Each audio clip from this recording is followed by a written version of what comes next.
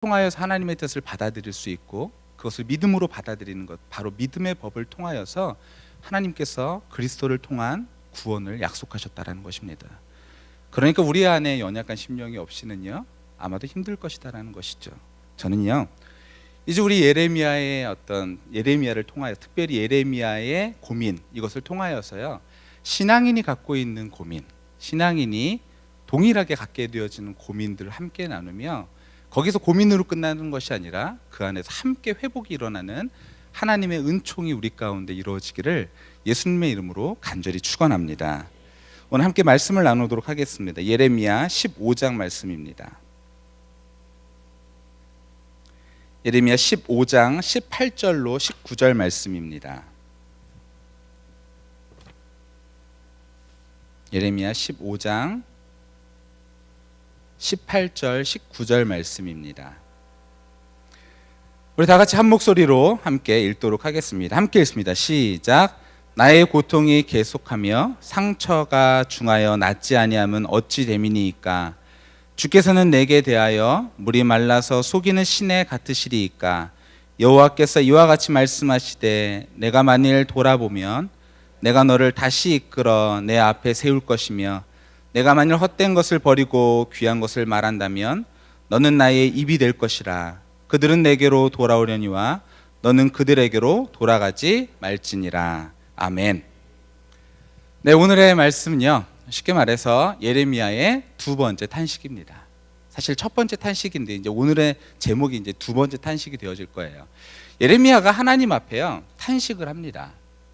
어떤 탄식을 하냐면 하나님 왜 이렇습니까? 냐라는 거예요. 뭐가 왜 이러냐면요 왜 의인은 고난을 당하고 악인은 성공하는 것처럼 보일까요? 라는 것이에요.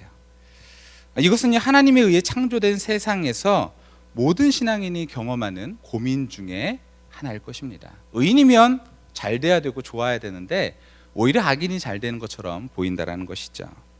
믿음의 선배인 예레미야도 이와 같은 일에서는 예외가 될 수 없었습니다. 근데 11장 18절로 그리고 12장 4절까지의 내용은 이러한 예레미야의 첫 번째 고민이고요. 오늘은 두 번째 고민입니다. 지난주에 함께 나눴었죠. 우리 11장 19절 말씀을 함께 보도록 하겠습니다. 11장 19절입니다. 함께 읽습니다. 시작. 나는 끌려서 도살당하러 가는 순한 어린 양과 같으므로 그들이 나를 해하려고 꾀하기를 우리가 그 나무의 열매를 함께 박멸하자. 네, 그를 살아있는 자의 땅에서 끊어서 그의 이름이 다시 기억되지 못하게 하자 함을 내가 알지 못하였나이다 라는 것이죠. 이 말은요 자신을 죽이려고 하는 음모들이 있다라는 거예요. 예레미야가요. 예레미야에게 그런 음모들이 계속해서 일어난다라는 것입니다. 그 모습이 어찌나 처참했던지 19절에 주인의 손에 이끌려가는 도살장의 양과 같이 비유했다라는 것이에요. 예레미야는 아마도 주변에 있는 친척들, 가족들을 신뢰했던 모양입니다. 순한 어린 양이라는 말은요 직역하면 신뢰하고 있는 어린 양이거든요. 그러니까 주변의 사람들을 신뢰했는데 전혀 눈치채지 못할 만큼 자신을 공격했다라는 거예요. 그렇게 믿었던 가족과 친지들에게 이러한 고난을 당하고 있다라는 것입니다. 그래서 그들의 손에 이끌려서요 죽으러 가는 도살장으로 끌려가는 모습과 같았다라는 것이죠. 그런데 그냥 손을 봐주겠다라는 의미가 아니라 하나님의 말씀을 선포했다는 이유로, 하나님의 뜻을 전했다라는 이유로 더 이상은 살아서 회복 불가능하게 만들어버리겠다라는 거예요. 완전히 끊어버리겠다라는 것입니다. 그런데 생명만 끊는 게 아니라 아예 이 사람 예레미야가 탄생했다는 것 자체를 잊어버리게 만든다라는 거예요. 후대에 아예 이 사람 존재 자체를 사라지게 끊어버리자, 흔적조차 지워버리자라는 것이죠. 이를 통해서 예레미야가 선포됐던 하나님의 말씀을 아예 싹쓸이 없애버리겠다라는 거예요. 이런 억울한 일이 우리에게도 있지 않습니까? 우리도 종종 발생합니다. 목숨의 위험은 아닐지 몰라도요 하나님을 믿는다는 이유로 이러한 억울한 일을 당할 때가 종종 있죠. 반면에 하나님과 반하는 생각을 가지고 살아가는 사람들은 오히려 잘 되는 것 같은 모습을 볼 때 우리는 이때 마음속에 굉장한 괴로움이 그리고 어려움이 생깁니다. 그런데 여러분 이때 어디로 가십니까? 억울하고 힘든 상황에서 어디로 가십니까? 맞습니다. 우리가 가야 될 자리는 하나님 앞입니다. 억울하고 분할 때 예레미야가 간 곳은요, 바로 하나님 앞이었습니다. 하나님 앞으로 가서 기도했죠. 20절에 보면 이렇게 기록되어 있습니다. 예레미야는 자신의 처지를 의로우신 재판장이신 하나님 앞에 알리고 있어요. 편한 말로 하나님 앞에 고자질하는 거예요. 우리 어르신들 그런 말씀 많이 하시잖아요. 내 마음이 답답하고 그럴 때 누구한테 고자질한다고요? 하나님한테 고자질한다 그러잖아요. 하나님, 제가 너무나 답답해요 라고 말이죠. 사람들의 마음을 속속들이 살피시는 의로우신 판단하시는 하나님께서 모든 것을 판단하실 것들을 맡겨드립니다 라고 말하면서 하나님께 고발하고 있는 거예요. 예레미야는 의로우신 여호와께서 자신의 원통합에 개입하셔서 복수해 주실 것을 원하는 것이거든요. 그러니까 사람들 앞에 갈 필요가 없고 누구 앞에 갔다고요? 하나님 앞에 갔다라는 것입니다. 그러므로 이 시간에 우리 마음속에 억울한 일이 있거나 혹은 힘든 일이 있을 때 이 자리에 오신 여러분을 주님의 이름으로 축복합니다. 이 시간에 기도하기는요, 우리의 마음 가운데 의로우신 하나님이 인정되어지고 그 하나님께 우리의 억울한 마음들을 토로하는, 그리고 종국에는 그 억울한 마음을 다 갚아주시는 그 하나님 앞에 나아가시는 귀한 이 시간이 되시기를 예수님의 이름으로 간절히 축원합니다. 여기서 복수라는 것은요, 개인적인 감정이 아니에요. 여기서는 법적 용어거든요. 그래서 고대 세계에는 소위 악인은 어떻게 되냐면 하나님이 징벌로 인하여서 망하거든요. 악인은 망하거든요. 의인은 잘 되고요. 그런데 지금 예레미야는 그게 걸리는 거예요. 실제로 이렇게 여태까지 배워왔는데 왜 나는 의인인데 왜 이렇게 힘들까라는 거예요. 하나님, 제가 정말로 의인일까요? 근데 하나님, 제가 정말 하나님 뜻대로 했잖아요 라는 거예요. 그러니까 자기가 힘든 게 이해가 안 되는 거예요. 왜 악인이 잘 되지? 그러니까 하나님 어떻게 해달라고요? 잘못된 게 있으면 악인을 빨리 해주세요 라는 거예요. 그래서 그들이 아니라 내가 무죄하다라는 게 반증되게 해주세요 라고 부당하게 고난을 당하고 있는 예레미야는 자신에게 아무런 잘못이 없다는 것을 하나님 앞에 이야기하며 복수를 원하는 것이죠. 우리에게도 억울하고 힘든 시간들이 있죠. 그렇죠. 그때 우리가 가야 될 자리가 바로 기도의 자리라는 것입니다. 의로우신 하나님께서 모든 것을 바로잡아 주실 줄 믿습니다. 사람들에게 넋두리하는 거 아니에요. 그것은요, 신앙인의 모습과는 사뭇 다릅니다. 성경 안에서 어떤 문제가 발생했을 때 사람 앞에 나가가지고 넋두리하는 내용을 찾아보시기 바랍니다. 신앙의 인들은 어디로 가죠? 바로 하나님 앞으로 갑니다. 하나님 앞으로 가서 그 억울한 마음을 토로하고 그때를 기다리는 것이죠. 그런데 왜 예레미야의 친족인 사람들, 특별히 아나돗 사람들이 왜 예레미야를 죽이려고 했을까요? 예레미야 1장 1절에 보면 아나돗 사람은 누구냐면 예레미야의 친족입니다. 그런데 왜 예레미야를 죽이려고 했을까요? 왜 예레미야를 힘들게 했을까요? 이것을 성경에서 함구하고 있어요. 말하고 있지 않아요. 그런데 중요한 것이 있습니다. 우리가 예측은 해볼 수 있어요. 이 아나돗이라는 지역은요, 예루살렘에서 약 8km 정도 위로 떨어진 지역이거든요. 얼마 안 떨어졌네라고 생각할 수도 있지만 고대에는 굉장히 멀리 떨어진 거리예요. 이 8km 정도 떨어진 이 아나돗에서 예레미야가 외쳤던 것은 무엇이냐면 요시야 시대의 성전 개혁, 소위 말해서 성전 중심의 신학을 외쳤거든요. 예레미야도요. 그러니까 지방 신학이었던 소위 말하는 아나돗 사람들의 생계가 흔들렸을 수도 있다라는 거예요.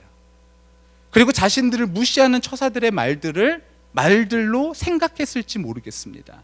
성경은 말하고 있지 않지만 지리적인 위치, 그리고 예레미야가 아나돗 사람이라는 것을 통하여서 이것을 충분히 유추할 수 있다는 게 많은 신학자들의 일반적인 견해입니다. 그러니까 아나돗 사람이 예레미야를 죽이려고 했던 이유는 다른 것이 아닙니다. 자신의 처지가, 자신이 듣기 싫은 이야기, 그리고 자신에게 불이익이 있는 것, 이것 때문에 하나님의 말씀을 올바로 전하고 있는 예레미야를 죽이려고 했다라는 거예요. 그런 말이 있죠. 아니 땐 굴뚝에 연기 나랴. 일에 대한 결과가 있을 때 원인이 분명히 있다는 것을 하는 말이죠. 그런데 이 본문은 아니 땐 일에 연기가 나는 것이죠. 없는 일인데 있는 것 마냥 이야기하고 있다는 것입니다. 예레미야가 하나님의 말씀을 선포하지 않은 것이 아니에요. 하나님의 말씀을 했고요. 성경은요 그것을 지지하고 있어요. 후대의 많은 평가들이 예레미야에 대해서 옳게 평가하고 있어요. 참 선지자였다. 오히려 예레미야가 아닌 다른 선지자들에 대해서 거짓 선지자였다고 얘기하지, 참 선지자는 누구였다고요? 예레미야였다고 얘기합니다. 그런데 이 참 선지자 예레미야가 자신에게 불이익을 주고 듣기 싫은 이야기하고 자존심 상하게 한다 그래서 예레미야를 어떻게 하냐면요, 죽이기로 했다라는 것이에요. 그래서 아니 땐 굴뚝인데 연기가 난다라고 말하니까 사람들이 진짜로 연기가 나는 줄 알고 이 예레미야를 죽이려 했던 모양입니다. 하나님의 말씀을 선포한 선지자에 대한 개인적인 그리고 집단적인 앙심이 예레미야를 죽이려고 했던 것이지, 하나님의 말씀 선포와는 전혀 상관없는 그런 이야기라는 것이죠. 그래서 하나님은 예레미야가 참 선지자라는 사실을 증명하기 위해서 예레미야를 통해서 아나돗 사람들에게 이렇게 말하라고 합니다. 너희들이 잘못했다라는 것이에요. 너희들이 돌이키지 않으면 안 된다라고 예레미야에게, 아나돗 사람에게 말해라라고 얘기합니다. 근데 사람들이 들었을까요? 안 들었습니다. 왜 안 들었을까요? 예레미야가 말했기 때문입니다. 근데 실제로는 누가 말씀하신 거예요? 하나님이 말씀하신 겁니다. 하나님이 말씀하셨는데 예레미야니까, 그냥 듣기 싫으니까, 이 사람 믿고 싶지 않으니까, 이 사람에게 내가 자존심이 상했으니까, 이 사람 때문에 내가 어떤 불이익을 당했었으니까 그것 때문에 고집스럽게 예레미야의 말은 듣지 않는 거예요. 하나님의 말씀인데도 불구하고요. 그 결과가 무엇이었죠? 예레미야는 유다 맨 마지막 거의 소위 말해서 바벨론에게 포로 가기 직전에 그 사이에 있는 사람이 바로 예레미야입니다. 요시야 시대부터 시작해가지고 포로기까지 함께 겪은 사람이라는 거예요. 그런데 587년에 정말로 유다가 멸망하게 됩니다. 악인들이 그렇게 날뛰니까 하나님이 어떻게 하셨다고요? 심판하신 것입니다. 경고가 실제로 이루어진 것이죠. 그때는 이미 늦었습니다. 에스라와 느헤미야에서 보면요, 이 아나돗 사람이 등장합니다. 그런데 이 아나돗 사람들이요 굉장히 많이 끌려가요. 그리고 나서 다시 유배됐다가 돌아오거든요. 돌아올 때에 그 숫자가 생각보다 많아요. 그러니까 많이 끌려갔다는, 많이 죽고, 이것을 이야기합니다. 하나님은요 예레미야에게요 이렇게 말씀하셨어요. 예레미야에 가서 하나님의 뜻이 하는 일들에 대해서 우상을 섬기고 자기들의 마음대로 하는 그 사람들에게 이야기하라라는 것이죠. 그런데 듣지 않은 것이죠. 그래서 우리가 가야 될 자리는 어디라고요? 기도의 자리입니다. 바로 하나님 앞입니다. 하나님은요 불의한 일을 절대로 그냥 넘기시지 않습니다. 성경에서 하나님은요 참으세요. 인내하시죠. 인내하시고 그리고 유기하세요. 버려두신다라는 거예요. 한번 해봐라 라는 것이죠. 저도 저희 시원이가 말 안 들으면 어떻게 할까요? 해봐. 그럼 시원이가 어떻게 할까요? 해봅니다. 해봐요. 해보다가 어떻게 돼요? 잘못한 거를 지가 못 깨달았죠. 그럼 어떻게 돼요? 저한테 혼나죠. 그럼 어떻게 돼요? 울죠. 얼마나 울까요? 많이 웁니다. 엉엉 웁니다. 그러면 저와 제 아내가 달래줄까요? 안 달래줍니다. 방으로 들어가. 너 혼자 울고 다 나와. 다 울고 나와. 이럽니다. 소리도 안 질러요. 그럼 시원이가 들어가서요 울다가 나와요. 그러면 지 잘못인 걸 알죠. 하나님 우리에게 그러한 방법을 쓰신다라는 거예요. 그런데 그 심판이요 제가 지금 시원이에게 말했던 정도의 심판이 아니라는 것입니다. 하나님은 무섭게 심판하십니다. 하나님은 불의에 대해서 분명히 심판하신다는 것이에요. 그러므로 특별히 하나님의 자녀로 우리를 부르신 그 부르심 앞에 하나님의 정의가 분명히 실현될 것이다라는 사실을 믿으시기 바랍니다. 그리고 그 사실로 인하여서 저와 우리 모두가 두려운 마음으로 또는 그 하나님 안에서 자녀로서의 그런 평안함을 누리시길, 두려움과 평안함을 누리시기를 예수님의 이름으로 간절히 축원합니다. 그런데 다만 문제가 되는 게 하나가 있습니다. 뭐가 문제가 될까요? 그 과정이 힘든 거예요.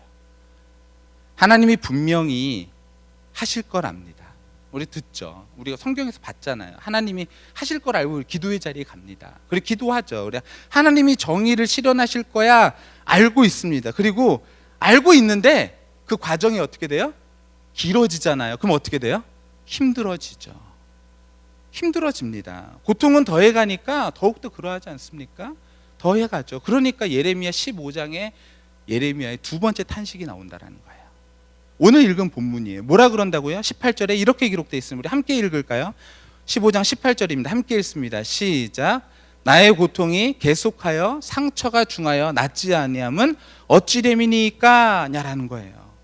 내 상처가 점점 커진다라는 거예요. 하나님, 분명히 하나님께서 하나님의 의의를 드러내서 고치신다고 하셨잖아요. 회복하신다고 하셨잖아요.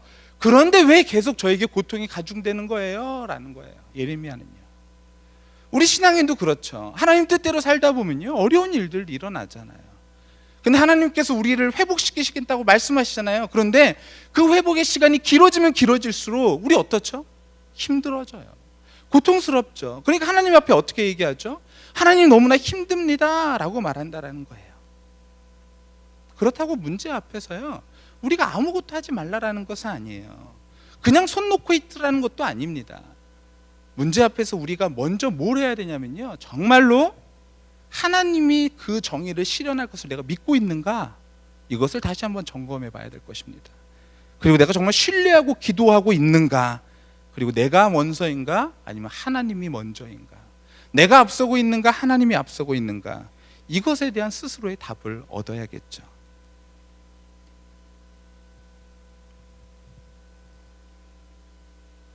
예레미야는요, 하나님의 약속과 경험적 현실 사이에서 모순을 지적하면서 굉장히 힘들어합니다. 하나님, 이게 뭐예요? 라는 것이죠. 의인이 부당하게 핍박을 받으며 궁핍하게 사는 반면에 악인이 잘 된다, 도대체 무슨 의미냐라는 거예요. 근데 중요한 것은요, 여러분, 오늘 현 상황에 속지 마시기 바랍니다. 오늘 상황이 좋다고요 그 사람이 의인일까요? 그렇지 않습니다. 그건 누가 판단하시죠? 하나님이 판단하십니다. 오늘 상황에 악인이라고 생각되어진다고 해서, 혹은 그 사람의 삶이 좋지 않다고 해서 그 사람이 악인일까요? 그렇지 않을 수 있습니다. 바로 하나님이 판단하신다는 것입니다. 그런데 예레미야가 이렇게 말한다는 거예요. 오늘 18절에 이렇게 말합니다. 주께서는 내게 대하여 물이 말라서 속이는 시내 같습니다 라는 것이죠. 물이 말라서, 이게 무슨 뜻일까요? 예레미야는요, 정말로 마음속에 어려움이 있었어요. 어떤 어려움이 있었냐면 상황에 대한 어려움이요. 그런데 여기서 말하는 물이 말라서 속이는 시내, 이게 무슨 뜻이냐면요, 우기 때는 비가 오죠, 웅덩이에. 그리고 웅덩이에 뭐가 있어요? 물이 있죠. 그런데 우기가 아닌 건기 때는 어떻게 될까요? 물이 없습니다. 그럼 찾아가면 물이 있을까요? 없을까요? 없다라는 거예요. 그러니까 하나님이 나를 속였습니다라는 거예요. 하나님이 나를 속였습니다. 우리도 그렇게 생각할 때 있잖아요. 내 고통이 너무나 힘들고 어려울 때, 그런데 악인이 펄쩍펄쩍 뛸 때, 그때 우리가 생각하는 게 하나님 저를 속이셨군요 라는 생각까지 든다라는 거예요. 하나님 정말로 이러셔도 되겠습니까? 라는 것이죠. 이 말은 굉장한 이야기입니다. 여러분, 우리도 그럴 수 있다라는 거예요. 하나님 앞에 우리도 그런 감정이 충분히 들 수 있다라는 것이죠. 하나님께서는 예레미야를 부르시면서 그렇게 말씀하신다는 거예요. 19절에 여호와께서 이와 같이 말씀하시되 내가 만일 돌아오면, 이라는 것이, 내가 만일 돌아오면, 이거 누구한테 하는 말이에요? 예레미야한테요. 참 충격적이죠. 예레미야가 뭐라고 말하냐면요, 하나님 저 이래요. 하나님 저 속이셨어요? 그때 하나님이 뭐라 그러냐면요, 예레미야한테 이렇게 말하는 거예요. 예레미야야, 네가 만일 돌아오면이라는 거예요. 돌아오면, 우리가 생각할 때 예레미야는 의인처럼 생각했었잖아요. 그런데 예레미야에게 하나님이 뭐라 그러신다고요? 돌아오면. 여기서 돌아오면이라는 의미는요, 문맥안으로 예레미야를 악인이라고 말하는 건 아니에요. 그런데 예레미야도 뭐라고요? 돌아올 일이 있다라는 것이죠. 하나님께서는 예레미야에게 이렇게 말씀하십니다. 내 형제와 아버지의 집이라도 너를 속이고 내 뒤에서 크게 외치나니 그들이 내게 좋은 말을 할지라도 너는 믿지 말라. 얼마나 힘들고 어려운 상황이겠습니까? 예레미야가 이런 상황에서 하나님의 돌이킴을 말 듣는다라는 것은 예레미야에게 굉장히 충격적인 일이 아닐 수 없습니다. 그런데 뭐가 예레미야가 돌이킬 일일까요? 예레미야가 돌이킬 일은 바로 이것입니다. 하나님의 사람에게 필요한 것은 하나님의 일에 대한 충분한 이해가 아닙니다. 예레미야는 하나님에 대한 충분한 이해를 하려고 그랬어요. 이 상황에 대한. 그런데 하나님이 원하시는 것은 충분한 이해가 아니라 전적인 의로우신 하나님에 대한 전적인 신뢰를 원하셨다라는 것입니다. 우리는 하나님에 대해서, 상황에 대해서 너무 많이 이해하려고 그래요. 너무 많이 이것이 맞나 그르나를 생각하려고 한다는 것입니다. 그런데 하나님은요, 그거 하지 말라라는 거예요. 그리고 뭐를 원하시는 거예요? 전적인 신뢰, 하나님에 대한 신뢰, 이것을 원하신다는 것입니다. 그래서 돌이키라라는 거예요. 하나님의 공의는 이해의 대상이 아닙니다. 신뢰의 대상입니다. 하나님은 우리에게 대하여 내가 하는 행동들에 대해서 네가 이해해라, 이해하고 있니? 라고 말하고 싶지 않아요. 네가 나를 정말로 신뢰하고 있냐라는 거예요, 예레미야에게. 왜냐하면 예레미야가 정말 힘들어지고 있거든요. 정말로 힘들어지고 있거든요. 아나도 사람들이 계속 자기를 죽이려 하고 정말로 너무나 진짜로 힘든 상황들, 그런 상황들에서 예레미야에게 하나님이 하신 말씀이 바로 이것이다라는 것이에요.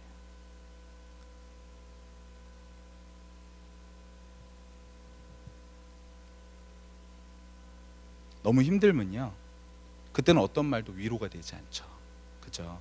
그냥 그 상황이 빨리 끝나기만 바랄 뿐입니다. 예레미야에게 하나님의 이러한 선포가 더 이상은 고난에 대한 두려움을 완전히 제거할 만큼의 그런 힘이 되었을까요?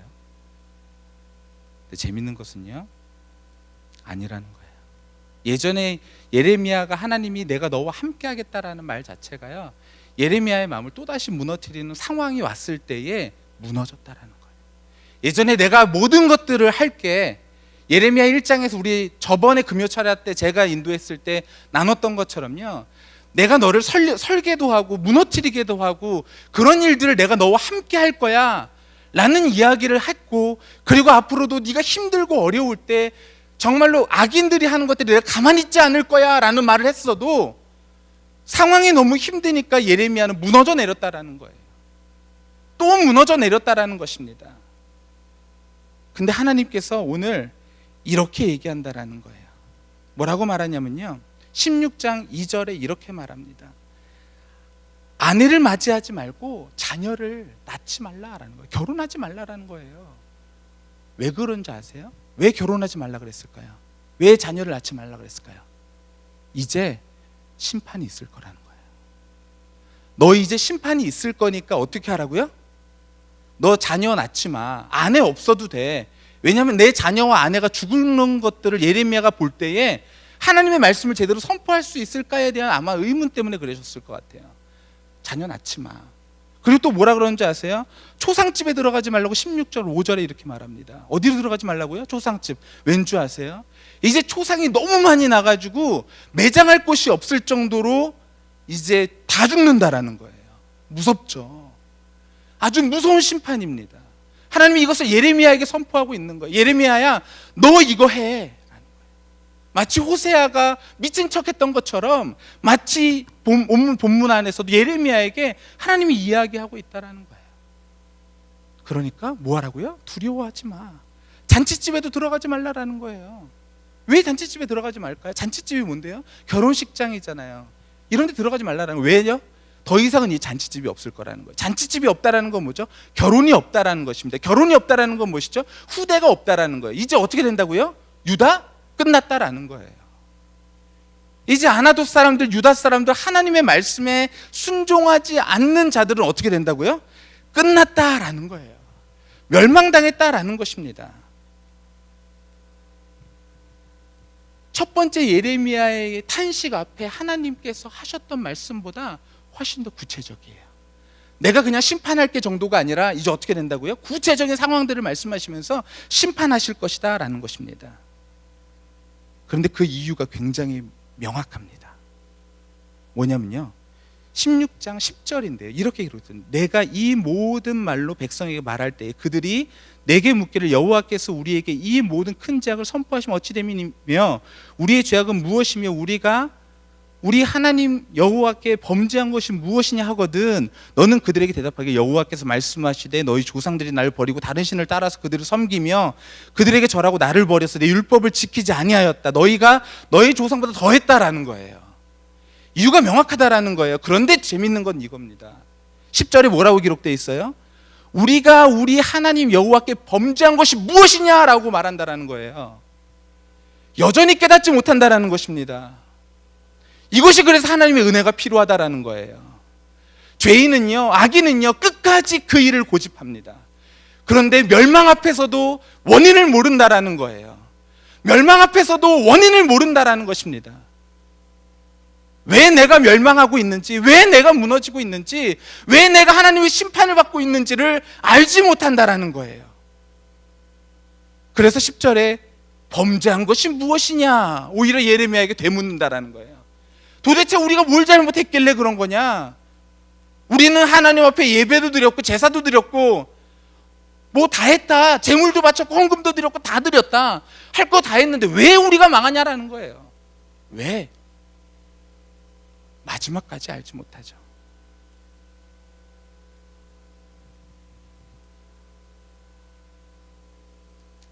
오늘의 결론입니다. 사랑하는 성도 여러분, 하나님은 변하지 않는 상황에 하나님께 속았다는 배신감을 느끼고 있는 예레미야에게 심판과 구원이 분명히 이루어질 것이니 상황에 대한 이해가 아닌 하나님을 신뢰할 것을 촉구하고 계십니다. 사랑하는 성도 여러분, 하나님에 대한 충분한 이해를 요구하지 마십시오. 상황에 대한 충분한 이해를 요구하지 마시고 하나님에 대한 전적인 신뢰를 선택하시길 바랍니다. 그것이 바로 하나님께서 우리를 향하신 뜻입니다. 요엘서에서는요, 하나님 회복을 말씀하시면서 요엘서 2장 28절 잘하는 말씀인데요, 그 후에 내가 내 영을 부어준다. 그래서 어떻게 된다고요? 너희 자녀들이 장래일을 말할 거고 늙은이들이 꿈을 꾸고 너희 젊은이 이상을 볼 것이다 라고 말합니다. 이것은 무엇이죠? 성령을 부어준다는 거예요. 성령을 통하여서 우리로 하여금 다시금 회복되어질 수 있도록 하나님의 일들을 볼 수 있도록 말할 수 있도록 생각날 수 있도록 해주신다라는 거예요. 그런데 그 말씀 전에 중요한 말씀이 있습니다. 2장 13절인데 2장 13절 함께 읽겠습니다. 요엘서 2장 13절입니다. 네, 제가 방송국이 아니라 방송실에 부탁드렸는데 2장 13절 네, 없으세요? 네, 없으시면 제가 읽겠습니다. 2장 13절에 너희는 옷을 찢지 말고 마음을 찢고 너희 하나님 여호와께로 돌아올지니라 라는 거예요. 성령의 회복, 이걸 위해서는요 뭘 하라고요? 네, 그냥 옷을 찢지 말라. 여기서 옷을 찢는다라는 건 종교적 행위입니다. 뭔가 그냥 내가 하고 있다, 그냥 내가 교회 나오고 있다, 혹은 내가 뭔가를 하고 있다, 이것으로 내 스스로 위안 삼지 말라라는 거예요. 전적인 내가 하나님에 대한 신뢰를 하고 있는가냐라는 것이죠. 옷을 찢지 말고 뭘 찢으라고요? 마음을 찢으라는 것입니다. 그런데 재밌죠? 뭐 하라고요? 돌이키라는 것입니다. 사랑하는 성도 여러분, 혹시 우리 마음속에 하나님의 뜻을 따르지 않으면서 종교적인 행위만 하고 있다고 스스로 위로하고 그렇게 하나님을 기만하며 그렇게 스스로 생각하는 이스라엘의 사람들과 같은 사람이 혹시 우리 가운데 있습니까? 이 사람에게 하나님이 원하시는 것은 무엇이라고요? 바로 요엘서의 말씀과 예레미야의 말씀처럼 돌이킴입니다. 마음을 찢고 돌이킴입니다.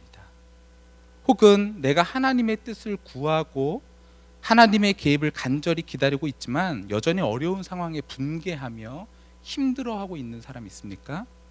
이때도 하나님께서는 돌이킴을 원하신다는 것입니다. 그러니까 이 말에 우리 한 사람도 벗어날 사람이 없다라는 것이죠. 우리 모두가 해야 될 것은 무엇이라고요? 마음을 찢고 하나님 앞에 돌아서야 된다는 것입니다. 그때 하나님의 뭐가 있냐면 돌이킴이 있다는 것입니다. 요엘서 14장에 주께서 혹시 마음과 뜻을 돌이키시고, 여기서 돌이키시고 이 말은요, 위에 돌이킬 때가 있을 때 돌이키는 거예요. 사람이 돌이킬 때 하나님이 돌이키신다는 것입니다. 우리 모두가 그렇게 하나님 앞에 옷을 찢고 잠잠히 정말로 하나님의 뜻만 구하며 그 뜻 안에서 회개하고 돌아서는, 옷을 찢는 것이 아니라 마음을 찢는 저와 여러분 되시기를 예수님의 이름으로 간절히 축원합니다. 우리에게 모두에게 필요한 것입니다. 한 사람도 예외가 없습니다. 저와 우리 모두가 하나님 앞에 옷을 찢고 마음을 찢고, 여기서 옷을 찢지 말라라는 게 아니에요. 종교적 행위에 대해서 요엘이 부정하고 있는 것이 아닙니다. 그것만 하지 말라라는 거예요. 우리가 마음도 찢고 옷도 찢는, 정말 우리 모두가 다 되어져서요, 마지막 때에 하나님의 성령의 부어주심, 그것을 함께 경험하는 저와 우리 모두가 다 되시기를 예수님의 이름으로 간절히 축원합니다. 하나님께서 우리 교회에 원하시는 게 바로 그것이라고 생각합니다. 이것은 우리 교회뿐만 아니겠죠. 한국에 있는 모든 교회, 세계에 있는 모든 교회가 해당되는 이야기일 것입니다. 그러므로 저와 우리 모두가 오늘 이 밤에 또한 뿐만 아니라 앞으로의 삶 속에서도 어려움이 있을 때 내가 하나님에 대한 충분한 이해를 하고 있는가, 아니면 전적인 하나님에 대한 신뢰를 하고 있는가를 다시금 돌아보며 언제나 기도 앞에 나아가서 하나님 앞에 마음을 찢는 저와 여러분이 다 되시기를 예수님의 이름으로 간절히 축원합니다. 우리 함께 기도하도록 하겠습니다.